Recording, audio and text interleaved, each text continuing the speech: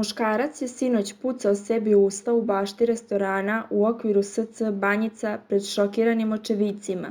Kako kažu, on je pre nego što je izvršio samoubistvo pričao sa nekim na telefon, a onda usred razgovora izvadio pištolj i pucao sebi u glavu. Sedeo sam u bašti i naručio piće. Prvo nam je to bilo sumnjivo, jer je napolju bilo jako hladno. Razgovarao je telefonom sa nekim rođakom. Kako smo shvatili u toku razgovora, izvadio je pištolj i pucao sebi u glavu. Priča vidno uznemiren očevidac koji je bio u kafiću. Konobar je trčao po lokalu i pričao kako je upravo ubijen čovek i da leži napolju. Vlasnik je pozvao policiju, ali kako sam čuo, policija je već bila obaveštena o samoubistvu.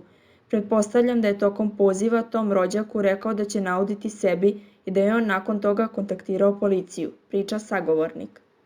Istakao je i da tog muškarca ranije nisu viđali u kafiću i da su ga konobari navodno tada prvi put videli. Nije bio stalan gost, zašto je to uradio u bašti kafića od 2 metra ne možemo ni da pretpostavimo, dodaje očevidac.